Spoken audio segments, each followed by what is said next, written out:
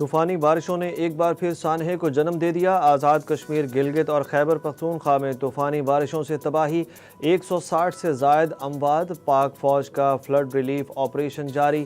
پختونخوا میں سیلابی ریلوں سے تباہی، 4 اضلاع آفت زدہ قرار، 110 سے زائد جاں بحق۔ صرف بونیر میں 75 اموات کی تصدیق ہو گئی۔ وزیر اعلیٰ خیبر پختونخوا کا امدادی سرگرمیوں میں مصروف۔ MI-17 ہیلی کاپٹر حادثے کا شکار ہو گیا، عملے کے 3 افراد جان سے گئے۔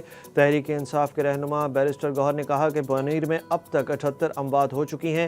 بیرسٹر گوہر نے بونیر میں سیلابی صورتحال کے باعث ہیلی کاپٹر سروس اور وفاقی اور صوبائی حکومت سے ضلع کو آفت زدہ علاقہ قرار دینے کا مطالبہ کر دیا۔ وزیر اعظم شہباز شریف کا چیئرمین NDMA سے رابطہ، امدادی سرگرمیوں کے حوالے سے اہم ہدایات کر دی۔ مانیٹرنگ سیل قائم، پاک فوج کی ٹیمیں متاثرہ علاقوں سے لوگوں کو محفوظ مقامات پر منتقل کر رہی ہیں۔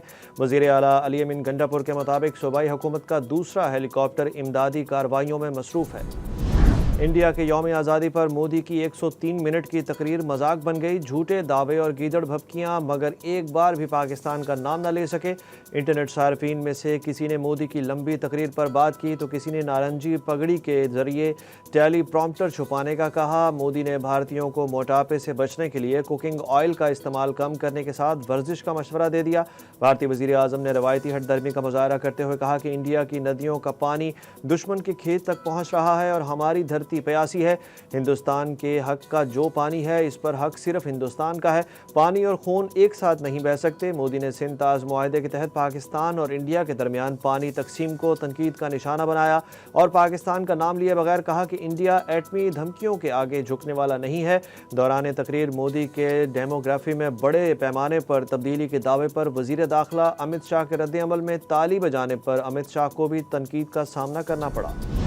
پاکستان نیوکلیئر بلیک میلنگ نہیں کر رہا، جوہری صلاحیت دفاع کے لیے ہے۔ جنگ کے بعد مودی کو خواب میں بھی پاکستانی فوج نظر آتی ہے۔ وزیر دفاع خواجہ آصف کا بھارتی وزیر اعظم کو سخت جواب، بولے مودی کے لیے پاکستان سے جنگ ایک ڈراؤنا خواب بن چکا ہے۔ وہ بنیادی طور پر اپنے ووٹرز کو مطمئن کر رہے ہیں۔ مودی جانے، ان کے اپنے گھر کے سیاسی افراد جانے، پاکستان کا اس سے کوئی تعلق نہیں۔ انہوں نے کہا کہ پاکستان کے جوہری اثاثے محفوظ ہاتھوں میں ہیں، جبکہ نریندر مودی کے ہاتھوں بھارت اپنا مقام کھو چکا ہے۔ کینیڈا اور پاکستان میں دہشت گردی کے واقعات نریندر مودی نے کرائے۔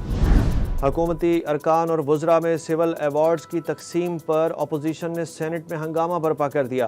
سینٹ اجلاس چیئرمین یوسف رضا گیلانی کی صدارت میں شروع ہوا تو اپوزیشن ارکان نے ایوارڈز کی تقسیم پر احتجاج کرتے ہوئے کہا کہ بتایا جائے کہ کس بنیاد پر یہ ایوارڈ دیے گئے۔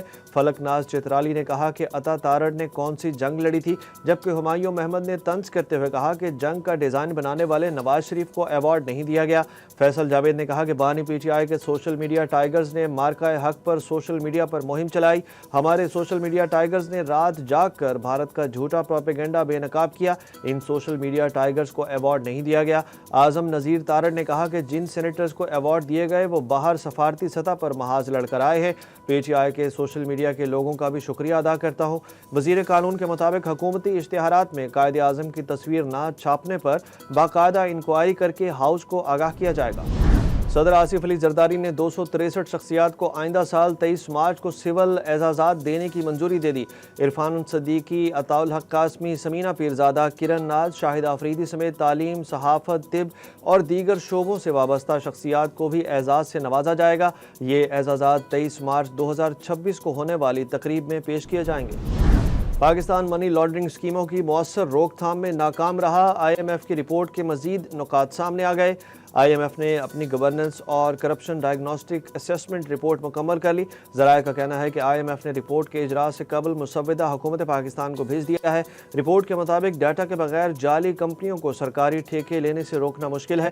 کمپنیوں کے حقیقی مالکان کا ڈیٹا مؤثر طور پر استعمال نہیں ہو رہا۔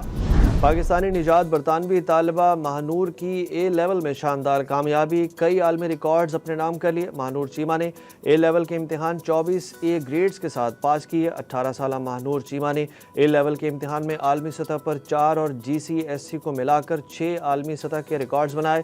ماہنور چیمہ کو شاندار کامیابی کے سبب آکسفورڈ یونیورسٹی کے ممتاز ایگزیکٹر کالج میں داخلہ مل گیا۔ پاکستان میں استعمال شدہ کپڑوں کی درآمد تاریخ کی بلند ترین سطح پر پہنچ گئی، جبکہ عالمی بینک کے مطابق ملک میں غربت کی شرح بڑھ کر 45% ہو گئی ہے۔ رپورٹ کے مطابق گزشتہ مالی سال میں 51 کروڑ ڈالر سے زائد استعمال شدہ 11,37,000 ٹن کپڑے درآمد کیے گئے۔ بڑی تعداد میں لوگ جو مقامی طور پر تیار کردہ برانڈڈ اشیاء خریدنے کی استعداد نہیں رکھتے۔ عالمی بینک کی تازہ ترین رپورٹ کے مطابق پاکستان کی تقریباً 45% آبادی اب غربت کی لکیر سے نیچے زندگی گزار رہی ہے۔ قومی ٹیم کی حالیہ کارکردگی پر بورڈ سخت ناخوش، کھلاڑیوں کے بھاری معاوضے نظروں میں آ گئے۔ ذرائع کے مطابق آئندہ برس سے سینٹرل کانٹریکٹ میں ICC شیئر کا حصہ نہیں دیا جائے گا۔ نئے معاہدوں میں میچ فیس اور ماہانہ تنخواہ برقرار رہے گی۔ نئے سینٹرل کانٹریکٹ کا اعلان رواں ماہ متوقع ہے۔ ذرائع نے بتایا کہ پاکستان T20 رینکنگ میں 8ویں نمبر پر پہنچ چکا ہے۔ کرکٹرز نے سابق چیئرمین مینجمنٹ کمیٹی پر دباؤ ڈال کر ICC شیئر لیا تھا۔ نئے معاہدوں میں ممکنہ طور پر آخری بار یہ شیئر شامل کیا جائے گا۔